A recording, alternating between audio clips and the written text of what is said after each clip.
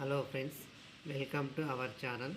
ఈరోజు ఈ వీడియోలో కాంపిటేటివ్ ఎగ్జామ్స్కి ఉపయోగపడే కొన్ని అంశాల గురించి వివరించుకుందాం. ముందుగా సింధు నది గురించి తెలుసుకుందాం.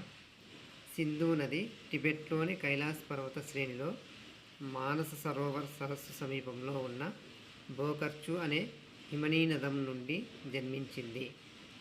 భారతదేశంలోని జమ్మూ కాశ్మీర్ గుండా ప్రవహించి, అలాగే పంజాబ్ రాష్ట్రంలో ప్రవహించి పాకిస్తాన్లోని కరాచీ సమీపంలో అరేబియా సముద్రంలో కలుస్తుంది.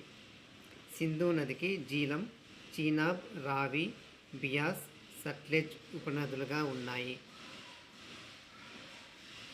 బాక్రానంగల్ ప్రాజెక్టుకు సింధు నదికి సంబంధం ఉంది.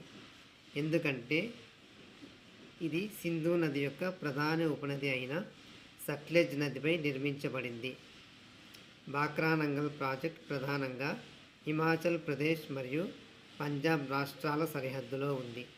ఇది పంజాబ్, హర్యానా మరియు రాజస్థాన్ రాష్ట్రాలకు ఉమ్మడి ప్రాజెక్టు.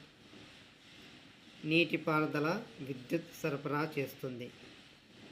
బాక్రా ఆనకట్ట హిమాచల్ ప్రదేశ్లోని బిలాస్పూర్లో ఉండగా, నంగల్ ఆనకట్ట పంజాబ్లో ఉంది.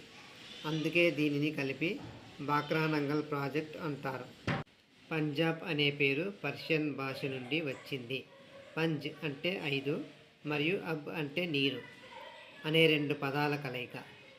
అంటే 5 నదుల భూమి అని అర్థం.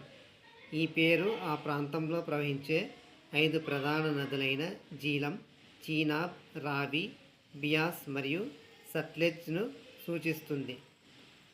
అందుకే ఇది సారవంతమైన భూమిగా ప్రసిద్ధి చెందింది. జీలం, చీనాబ్, రావి, బియాస్, సట్లెజ్ అనే ఈ ఐదు నదులు సింధు నదిలో కలుస్తాయి. ఇవి సింధు నదీ వ్యవస్థలో భాగం.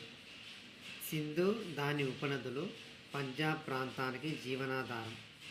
సింధు నది మొత్తం పొడవు సుమారు 2880 నుండి 3180 కిలోమీటర్ల వరకు ఉంటుంది. అందులో సుమారు 1114 కిలోమీటర్ల మేర భారతదేశంలో ప్రవహిస్తుంది. సింధు నదిని టిబెట్లో సింగి కంబాన్ అని పిలుస్తారు. అంటే సింహనది లేదా సింహపు నోరు అని అర్థం. సింధు నదికి ఉన్న మరొక పేరు ఇండస్. పర్షియన్లు సింధు నదిని హిందూ అని పిలిచేవారు. దానికి స్థాన్ అంటే భూమి అనే పదాన్ని చేర్చి హిందుస్థాన్ అనేవారు. గ్రీకులు సింధు నదిని ఇండోస్ అని పిలిచేవారు. ఇండోస్కి అవతల ఉన్న ప్రాంతాన్ని వారు ఇండియా అని పిలవడం ప్రారంభించారు. సింధు నది నుండి భారతదేశానికి ఇండియా అనే పేరు వచ్చింది. బ్రిటిష్ వారు భారతదేశంలో ఈ పేరును విస్తృతంగా ఉపయోగించారు. స్వాతంత్రం తర్వాత రాజ్యాంగ నిర్మాతలు భారత్ మరియు ఇండియా పేర్ల మధ్య ఎంపిక చేసుకోవాల్సి వచ్చింది.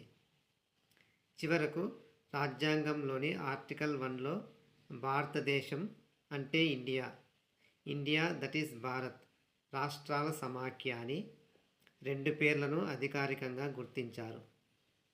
ఈ విధంగా ఇండియా అనే పేరు సింధు నది నుండి ఉద్భవించింది. గ్రీకు మరియు బ్రిటిష్ వారి ద్వారా ప్రాచుర్యంలోకి వచ్చి చివరకు రాజ్యాంగంలో భాగమైంది. హలో ఫ్రెండ్స్, వీడియోలోని సమాచారం ఇన్ఫర్మేటివ్గా ఉంటే please like our videos and subscribe our channel.